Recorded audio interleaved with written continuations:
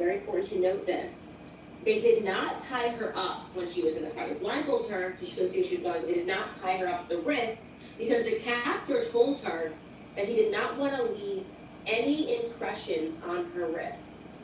So that's quite considerate, I think. If you have abducted someone and you are blindfolded, then you just turn to them and you're like, you know what? Like, I know this has been a crazy day for you, but I'm not going to tie up your wrist because I don't want to leave any impressions. Like, who wants to have a mark left on their wrist? I thought that was very considerate of the captor, just to note that. Anyways, back to the house that they took her to. There's nowhere she is. She's in a house. And she says that they tell her to take off her clothes. Oh, no, I know what you're thinking. They're going to rape her. They didn't rape her, thankfully. Thank you. She was not raped, so she doesn't bleed. She doesn't remember much, she says, but she doesn't. They definitely didn't touch her or do anything sexual, but they did, she thinks, take pictures of her. Okay, so just the part of her being naked is going to become relevant later.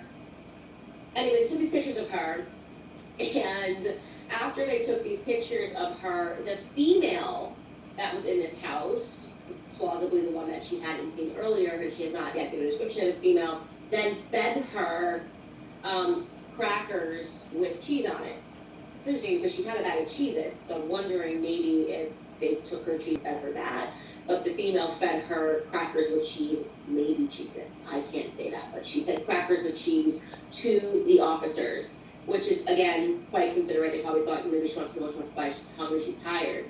At that point, she says that the female played with her hair, which is interesting too. Like, maybe she was just curious because this is now her real hair, because remember the wig's on the side of the road, so maybe the female was interested in hair care, wanted to know what was going on under the wig. At this point, they then got into the vehicle again, and lo and behold, you guys, she managed to escape again.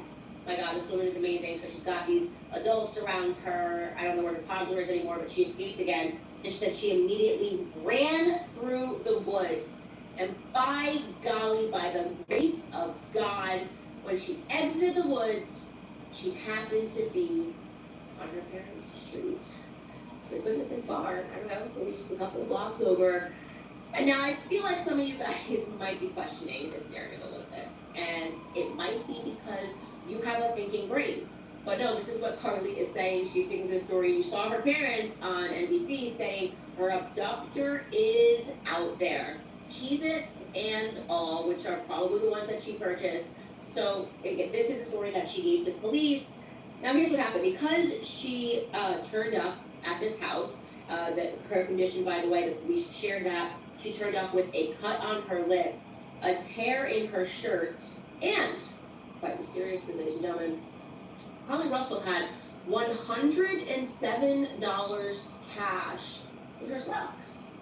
That's very weird because they stripped her naked and they took pictures of her. I don't know where the $107 came from. Maybe, since these seem to be the friendly kind of criminals who don't want to leave impressions on your wrist, who don't want to take your purse or take your money. Maybe they gave her the money for all of her hard work.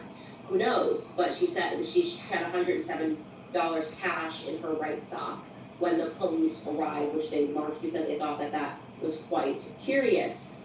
So since she declined to speak further to police, the police began just doing some good old-fashioned police work after this, right?